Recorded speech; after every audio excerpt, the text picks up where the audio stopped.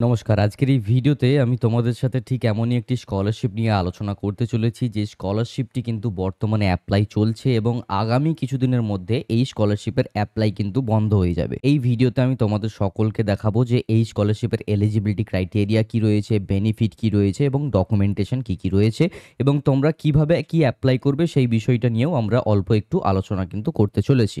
এছাড়াও তোমাদের সকলকে বলে রাখি যে এই স্কলারশিপ নিয়ে প্রতিটি বিষয় আমরা আলোচনা করতে চলেছি। কার্যত এই ভিডিওটিকে দেখার পর অন্য কোনো ভিডিও দেখার প্রয়োজন হবে না তোমাদের এলিজিবিলিটি ক্রাইটেরিয়া, ডকুমেন্টেশন এবং বেনিফিট সম্পর্কিত তথ্য জানতে হলে। ঠিক আছে? তো চলো ভিডিওটিকে শুরু করা যাক। আমার নাম বিক্রম, তোমরা সকলে দেখছো বিক্রম পাল ইউটিউব চ্যানেল। তো চলো ভিডিওটিকে শুরু করা যাক। স্কলারশিপটির নাম জিপি বিড়লা স্কলারশিপ 2025, যেমনটা তোমরা সকলে টাইটেল এবং থাম্বনেল দেখে বুঝেই গেছো। এই স্কলারশিপের ফার্স্ট অফ অল যে বেনিফিটগুলো রয়েছে সেই বিষয় নিয়ে আমরা অল্প আলোচনা করতে চলেছি। যেমন এই স্কলারশিপে তোমরা কত টাকা পর্যন্ত পেতে পারো বা ইত্যাদি এই বিষয়ক। ঠিক আছে? এই স্কলারশিপটির জন্য তোমরা 50,000 টাকা পর্যন্ত এক বছরে পেয়ে যেতে পারো to cover tuition and hostel fees wherever applicable. অর্থাৎ এই স্কলারশিপটিতে অ্যাপ্লাই করলে তোমরা 50,000 টাকা পর্যন্ত পেতে পারো, যেখানে তোমরা তোমাদের টিউশন ফিজ এবং হোস্টেল ফিজ কভার করতে পারো। ঠিক আছে? এর জন্য নিশ্চয়ই ডকুমেন্টেশনে তোমাদেরকে কোনো না কোনো ডকুমেন্ট দিতে হবে, যেখানে তোমাদের টিউশন ফিজ বা হোস্টেল ফিজ লেখা থাকবে। এবার সেই ভিত্তিতে তোমরা ম্যাক্সিমাম 50,000 টাকা পর্যন্ত পেতে পারো। শুধুমাত্র এটাই না, an additional one time payment of 7,000 towards the purchase of books in the first year of college। তোমরা 7,000 টাকা পর্যন্ত পেতে পারো এককালীন, যখন তোমরা বইপত্র কিনতে চলেছো তোমাদের ফার্স্ট ইয়ার কলেজে। ঠিক আছে? আশা করি তোমরা সকলেই এই বেনিফিট বিষয়টাকে খুব ভালো করে বুঝতে পেরেছো। এছাড়াও তোমাদের সকলকে বলে রাখি যে এই স্কলারশিপের যে এলিজিবিলিটি ক্রাইটেরিয়া রয়েছে সেটা তোমাদের সকলকে জেনে রাখা প্রয়োজন। যেটা হলো যে এই স্কলারশিপে অ্যাপ্লাই করার জন্য তোমাকে ওয়েস্ট বেঙ্গল অথবা ঝাড়খণ্ডের বাসিন্দা হতে হবে। ঠিক আছে? এই দুটি জায়গার মধ্যে তোমরা যে কোনো জায়গায় যদি বাসিন্দা হয়ে থাকো তাহলে তোমরা এখানে অ্যাপ্লাই করতে পারবে। আরেকটা কথা বলে দিই যে ডেডলাইন অর্থাৎ অ্যাপ্লাই করার লাস্ট ডেট হচ্ছে 15 তারিখ জুলাই মাস 2025। অর্থাৎ এই মাসের 15 তারিখ পর্যন্তই কিন্তু লাস্ট ডেট রয়েছে অ্যাপ্লাই করার। কার্যত অ্যাজ সুন অ্যাজ পসিবল তোমাদেরকে অ্যাপ্লাই করতে হবে। ওকে? এবার সেকেন্ডলি যেই এলিজিবিলিটি ক্রাইটেরিয়াটা হলো have pass the class 12 examination in the academic year 2025 from a recognise school or institution of the state. ঠিক আছে? তোমরা ওয়েস্ট বেঙ্গল অথবা ঝাড়খণ্ডের যে কোনো জায়গার হও না কেন, তোমরা 2025-এ যেন ক্লাস 12 এক্সামিনেশন পাস আউট করে থাকো, সেই বিষয়টা তোমাদেরকে খেয়াল রাখতে হবে। তাহলে কিন্তু তোমরা এলিজিবল। এছাড়াও তোমাদের মিনিমাম যেই মার্কস সেটা হলো 85% মার্কস থাকা লাগবে যদি তোমরা ওয়েস্ট বেঙ্গল থেকে পাস আউট করে থাকো। অবশ্যই ঝাড়খণ্ড বোর্ড থেকে হলেও একই কথা, অর্থাৎ ওয়েস্ট বেঙ্গল বা ঝাড়খণ্ড বোর্ড হলেও তোমরা 85% নাম্বার থাকলেই তোমাদের হবে।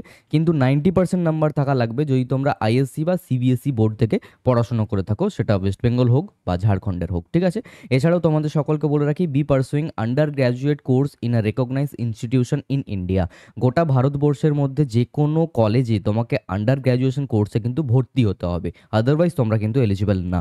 এছাড়াও তোমাদেরকে যেটা জানতে হবে সেটা হলো have an annual family income of less than 3 lakh and demonstrate financial need to pursue further studies.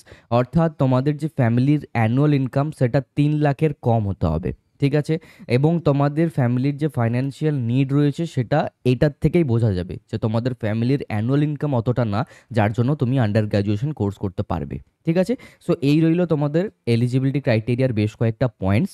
এবার বিশেষ একটি নোট রয়েছে, সেটা হলো in exceptional cases the trustees may consider students exceeding the income limit if they demonstrate extra ordinary merit. যদি তোমাদের মধ্যে কারোর ধরে নাও ফ্যামিলির অ্যানুয়াল ইনকাম 3 লাখের বেশি রয়েছে কারোর ফ্যামিলির, ঠিক আছে, তো সেক্ষেত্রে কনসিডার করা যেতে পারে সেই স্টুডেন্টকে, যদি তার যেই মেরিট যে মার্কস রয়েছে অর্থাৎ তার যদি মার্কস পার্সেন্টেজ প্রচুর বেশি হয় তাহলে কিন্তু তাকে কনসিডার করা হবে। ওকে?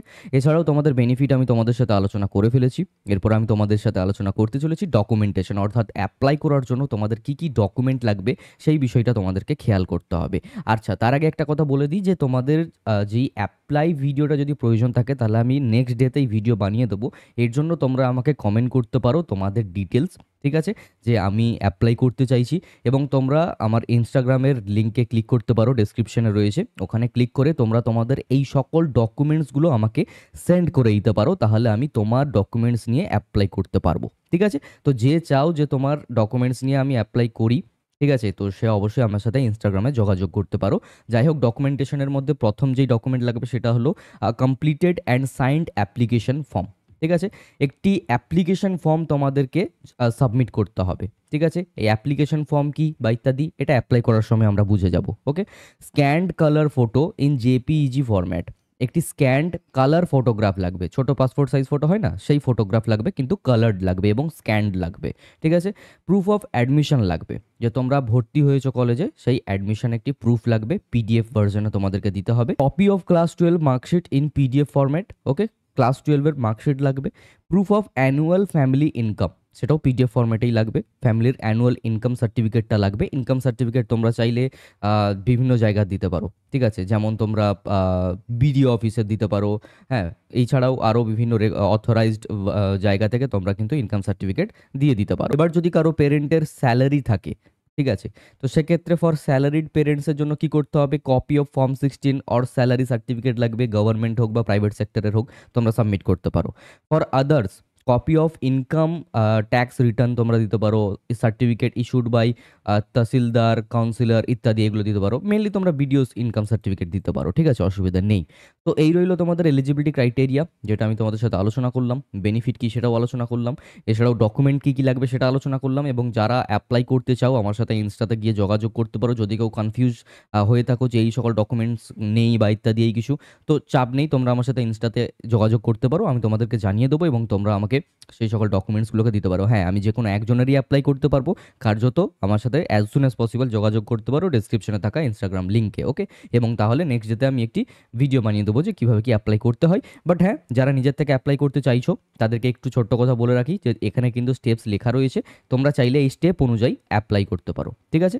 আজকের এই ভিডিওটা ছিল এই পর্যন্তই। যদি ভালো লেগে থাকে তাহলে একটি কমেন্ট করতে পারো যে ভিডিওটি ভালো লেগেছে। আর হ্যাঁ, চ্যানেলটাকে সাবস্ক্রাইব করে যেতে ভুলো না। দেখা হচ্ছে পরবর্তী কোনো এক ভিডিওতে নতুন কিছু টপিক নিয়ে। সকলে ভালো থেকো, সুস্থ থেকো। বাই।